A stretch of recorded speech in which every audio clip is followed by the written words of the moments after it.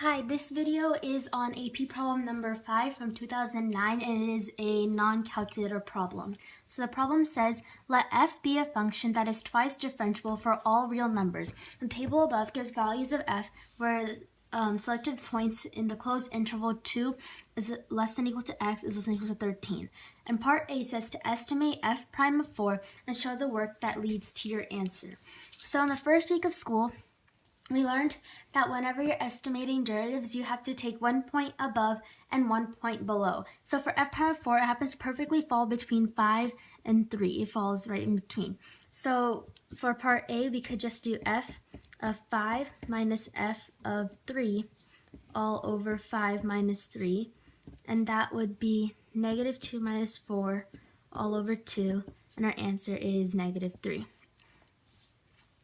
For part B, it says, evaluate the integral from 2 to 13 of 3 minus f 5f derivative of x dx and show the work that leads to your answer. So for this question, they're testing you on if you can apply the fundamental theorem of calculus. So in order to get the points, you have to first show them that you can apply the fundamental theorem of calculus and you have to get the answer right.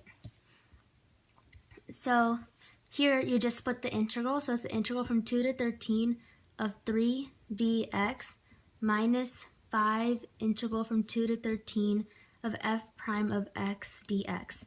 So we learned that whenever you have integer values inside the integral, you can just pull it out. And the reason that we should split it up in the first place is that we haven't learned like a product rule or anything for integrals, so we wouldn't have been able to solve the integral if we didn't pull out the 5 there.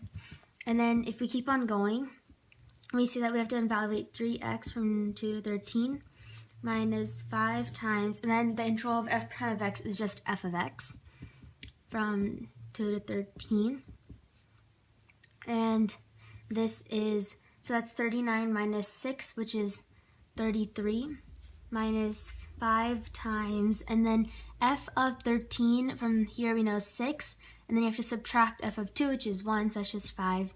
So our answer would be 8. And then part C says to use a left Riemann sum with subintervals indicated by the data in the table to approximate the integral from 2 to 13 of f of x dx and show your work. So for the left Riemann sum, we always have to look at the left ones, so like here, here, and so on. So if we're doing between 2 and 3, the width is 1 and the height is just this one, so it's 1 plus, and then we do 5 minus 3, which is 2, times the height of the left one, which is 4, and you just keep on doing this all the way. And then if you solve this, you get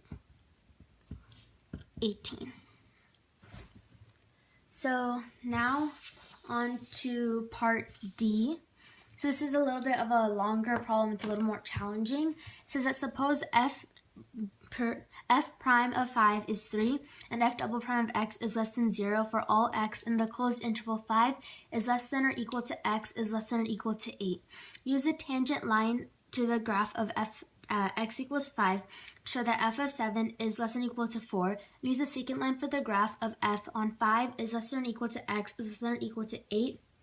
To show that f prime of 7 is greater than or equal to 4/3. So the first thing you need to take into account is that they say that f double prime of x is less than 0. So that's another way of saying that the graph is concave down. So it's probably something like this. And then, so for the first part where they say tangent line, that is where it just touches 1 point. So they already gave us that f prime of 5 is 3. And we know that x equals 5, the point is 5 comma negative 2. And we had that the slope is 3. So we just do y2 minus y1 equals the slope, and then x2 minus x1. And if we do that, we get that the function is y equals 3x minus 17. And if we plug in 7, we get the value of 4. So f of 7 has to be less than or equal to 4, because if you look at it, a tangent line on a concave down graph is always going to be an over approximation. So if f of 7 is really here, this line is saying that's up here, so it's an over approximation, so f of 7 must be less than or equal to 4. And then for the second part, where the secant line from 5 is less than or equal to x is less than or equal to 8, we use the points 5, -2 and 8, 3. And we get that the slope here is 5/3. And then we already have the point 5, -2, so we just do the same thing we did there. And we get the function is this. And if we plug in 7 into this, we get 35/3 minus 31/3 is 4/3. But because it's a secant line, it starts at 2 points and it goes across. So on a concave down graph, this would be an underestimate because the point is really here. The secant line is saying that the point is here, so that's an underestimate.